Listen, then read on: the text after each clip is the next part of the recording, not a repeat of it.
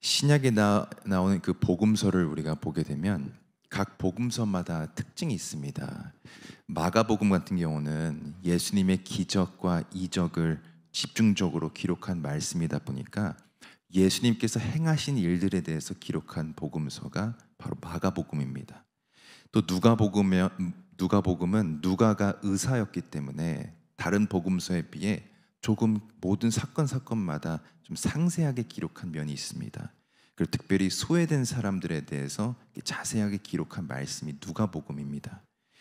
요한복음은 예수님의 사랑을 가장 가까이에서 경험했던 요한 사도가 기록했기 때문에 예수님이 누구신지에 대해서 기록한 복음서입니다. 그래서 예수님이 특별히 길이시요 또 진리이시요 또 빛이시다 또 부활이고 생명이시다 이런 말씀들이 계속 나오는 게 바로 요한복음입니다. 그렇다면 저희들이 이 새벽에 살펴보고 있는 이 마태복음의 특징은 무엇인가? 마가복음이 예수님이 행하신 일들에 대해서 기록한 복음서라면 마태복음은 예수님께서 하신 설교에 대한 집중적으로 다루고 있는 복음서입니다. 그래서 마태복음을 전체적으로 읽어보면 예수님이 하신 그 5개의 중요한 설교들이 나오는데 5장부터 7장까지 산상수훈의 말씀이 나오고 또 9장부터 10장까지는 제자들을 파송하면서 전도에 대한 설교를 하십니다. 또 13장에 보면 천국 비유장으로 알려진 말씀인데 천국을 비유의 말씀으로 설교하신 말씀입니다. 또 저희들이 살펴본 18장은 공동체에 대한 설교가 나오고 마지막으로 24장부터 25장은 종말에 대한 설교가 나옵니다. 그러니까 구원받은 하나님의 자녀들은 어디서 와서 어디로 가는지 또 이 땅에서 어떻게 천국 백성으로 살 수 있는지 자세하게 기록한 복음서가 바로 마태복음이라는 겁니다.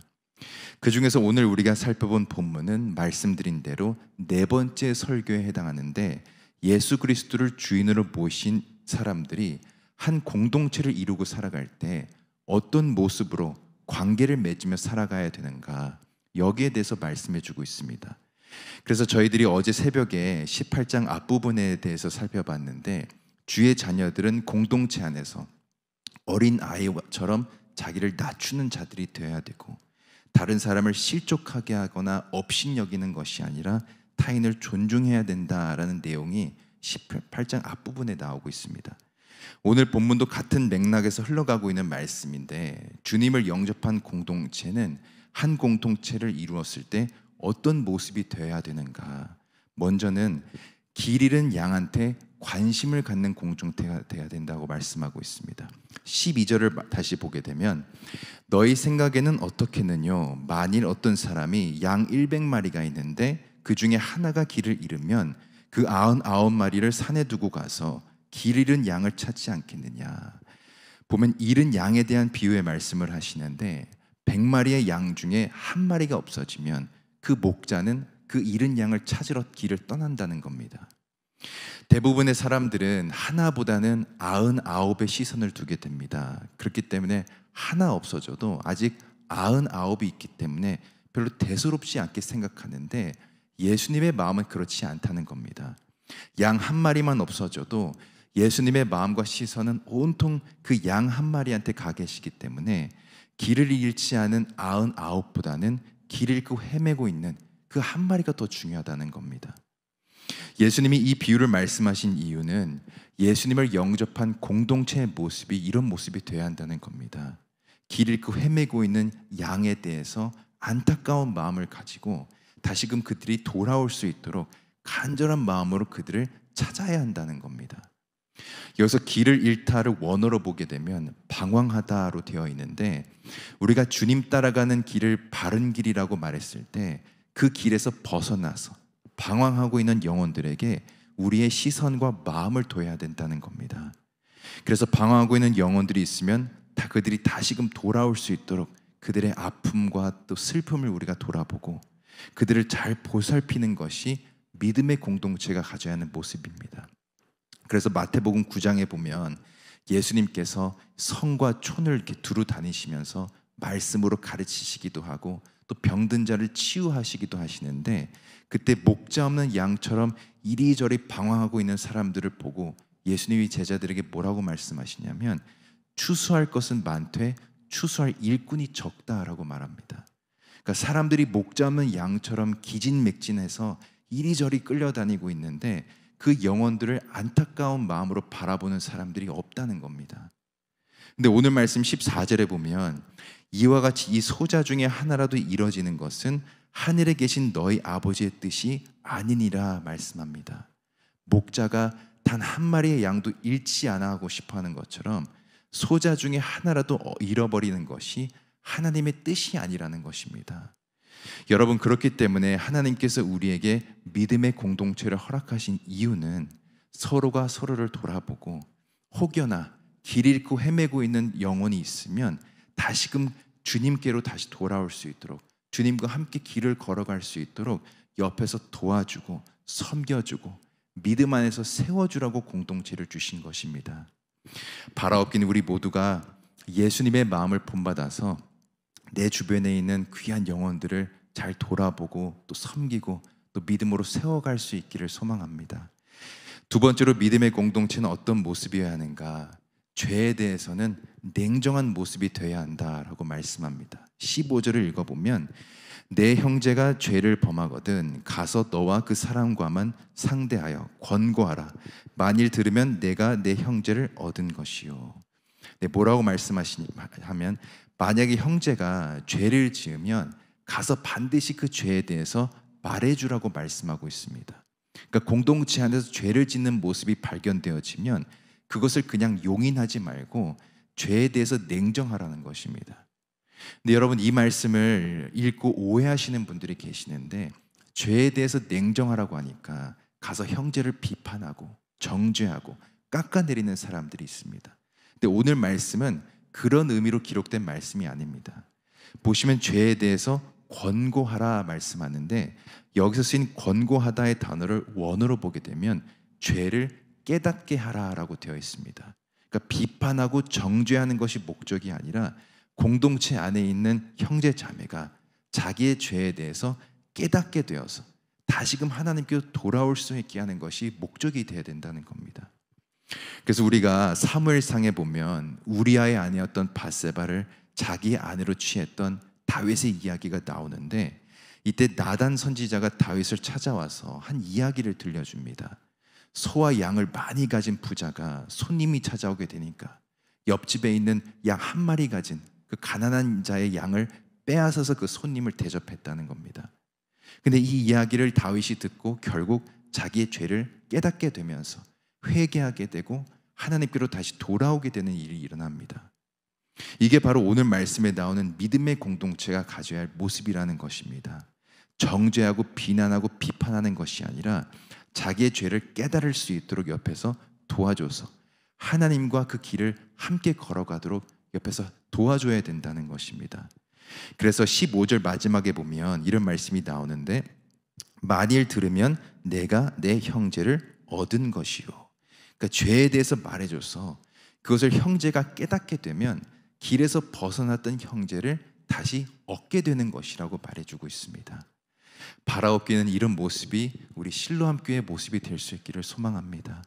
죄에 대해서 냉정하면서 길에서 벗어나 있는 형제를 다시금 올바른 길로 인도할 수 있는 저와 여러분이 될 수 있기를 소망합니다. 마지막으로 믿음의 공동체는 어떤 모습이어야 하는가? 함께 중보하는 모습이 되어야 한다라고 말씀합니다. 19절에 보니까 진실로 다시 너희에게 이르노니 너희 중에 두 사람이 땅에서 합심하여 무엇이든지 구하면 하늘에 계신 내 아버지께서 저희를 위하여 이루게 하시리라. 여기서 합심해서 구한다는 것은 한 가지 일을 위해 한 마음 한 뜻으로 간절히 부르짖는 것을 의미합니다. 근데 보시면 한 마음 한 뜻으로 중보하게 될 때 어떻게 된다고 나오면 하늘에 계신 내 아버지께서 저희를 위하여 이루게 하시리라 말씀합니다. 그러니까 하나님께서는 중보의 기도를 듣고 응답해 주신다는 겁니다. 그래서 출애굽기에 보면 이스라엘이 아말렉과 전쟁을 하는데 이때 모세가 산 위에 올라가서 간절하게 부르짖게 됩니다. 근데 모세의 손이 내려오게 되면 전쟁에서 지고 올라가게 되면 전쟁에서 이기게 되는 상황이 일어나게 되는데, 이 모습을 보고 옆에서 모세의 손이 내려오지 않도록 아론과 훌이 모세의 팔을 붙잡게 됩니다. 이렇게 간절히 합심해서 부르짖게 되니까 하나님께서 그 기도에 응답하셔서 아말렉을 이기게 되는 역사가 일어나게 되는데, 이게 바로 중보의 힘이라는 것입니다. 한 사람 한 사람의 기도가 모아지게 될 때 하나님께서 그 기도에 응답해 주시는 것입니다. 그래서 오늘 말씀에 쓰인 이 합심하다를 원어로 보게 되면 심포네오라는 단어가 쓰였는데, 이것은 심포니의 단어의 어원이 됩니다. 우리가 보통 교향악단을 이야기할 때 심포니 오케스트라라고 말을 하는데, 다양한 악기가 모인 오케스트라가 조화를 이루게 되는 것처럼 우리가 합심해서 중보한다는 것도 마찬가지라는 것입니다. 각 사람의 기도가 모아져서 조화를 이루게 되고 그것이 하나님께 상달되게 될 때 하나님께서 그 기도에 응답해 주신다는 것입니다. 그래서 오늘 본문 마지막 절인 20절에 보면 두세 사람이 내 이름으로 모인 곳에는 나도 그들 중에 있느니라. 주님의 이름으로 모여서 함께 중보하게 될 때 그것이 심포니를 이루게 되면서 하나님이 그곳에 임재하게 된다는 것입니다. 여러분, 그렇기 때문에 중보 기도는 해도 되고 안 해도 되는 것이 아니라 반드시 한 마음 한 뜻으로 해야 되는 것입니다. 그렇게 될 때에만 믿음의 공동체가 하나님 안에서 든든하게 세워져 가게 되는 것입니다. 사랑하는 성도 여러분, 오늘 말씀은 하나님께서 원하시는 그 공동체의 모습에 대해서 말해주고 있습니다.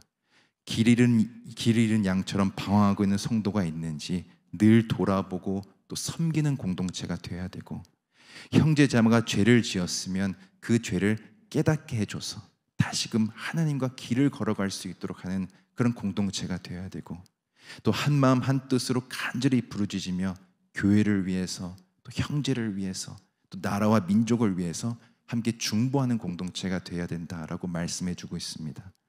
바라옵기는 우리 모두가 오늘 말씀을 마음에 잘 새겨서 함께 하나님의 안에서 믿음의 공동체를 든든히 세워갈 수 있기를 소망합니다. 오늘도 말씀 붙들고 살아가는 우리 모든 성도님들에게 하나님의 은혜와 또 평강이 충만하시기를 예수 그리스도 이름으로 간절히 축원드립니다. 함께 기도하겠습니다. 사랑의 하나님, 오늘도 말씀을 통해 큰 은혜 주시니 감사합니다. 저희들 하나님께서 원하시고 또 기뻐하시는 공동체가 되기를 원하오니 한 영혼을 천하보다 귀하게 여기며 서로가 서로를 잘 돌아보게 하시고 방황하고 있는 영혼들이 하나님께로 돌아올 수 있도록 늘 교회를 위해서 또 성도를 위해서 중보하는 공동체 되게 하여 주옵소서. 오늘도 간절한 기도의 제목들을 가지고 나오신 성도님들 기억하셔서 두세 사람 모인 곳에 하나님께서 임재하신다 하셨사오니 우리의 모든 기도를 들어주시고 하나님의 선한 때에 기도의 제목들이 응답되는 역사가 있게 하여 주옵소서. 특별히 몸이 아프신 권속들, 또 마음에 시험이 들어서 힘들어하고 있는 권속들을 위해 기도합니다. 하나님께서 치유의 광선을 내려주셔서 영과 육이 깨끗하게 회복되게 하시고 그들의 삶 가운데 하나님의 선한 능력만이 나타나게 하여 주옵소서. 오늘도 하나님께 모든 것 맡겨드리며 살아계신 예수 그리스도의 이름으로 간절히 기도드립니다. 아멘. 주기도문으로 기도회를 마치겠습니다. 하늘에 계신 우리 아버지여, 이름이 거룩히 여김을 받으시오며 나라의 임하옵시며 뜻이 하늘에서 이루어진 것 같이 땅에서도 이루어지이다. 오늘날 우리에게 이룰 양식을 주옵시고 우리가 우리에게 죄진 자를 사하여 준 것 같이 우리 죄를 사하여 주옵시고 우리를 시험에 들게 하지 마옵시고 다만 악에서 구하옵소서. 대개 나라와 권세와 영광이 아버지께 영원히 있사옵나이다. 아멘.